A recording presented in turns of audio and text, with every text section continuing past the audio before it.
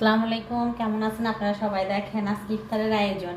পেঁয়াজু বানাবো, ডাল বেটে নিয়েছি, কাঁচামরিচ পেঁয়াজ সব দিয়ে একসাথে রেখেছি। যখন ভাজি করব তখন মাখাবো। এখানে আলুর চপ বানায় রাখলাম, কাবাব বানায় রাখলাম, ভাজবো। চনা ভাজি করলাম, চনা ভাজি শেষ, চনা ভাজি করলাম। সব রেডি করে রাখতেছি আস্তে আস্তে। এবার ট্যাঙের শরবতটা বানিয়ে নিব।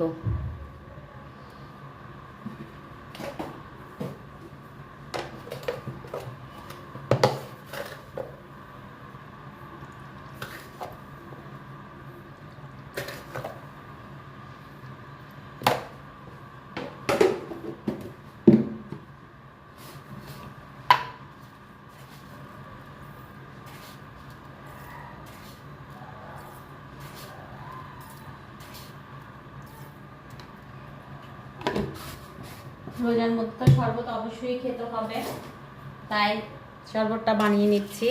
বানিয়ে আগেই রেখে দিব ফ্রিজে, একটু ঠান্ডা হতে হবে। ছেলে এসেছে ঢাকা থেকে, আগে একা একা ইফতার করতাম, এখন ছেলে এসেছে ঢাকা থেকে, একসাথে মা ছেলে ইফতার করব। শরবতটা আগে বানিয়ে ফ্রিজে ঢুকাই রাখি, তাহলে একটু ঠান্ডা হবে। চনাটা ভেজে নিলাম, আসরের নামাজ পড়ে তারপরে বাদবাকি কাজগুলা করব। এত আগে ভাজি করলে সব ঠান্ডা হয়ে যাবে।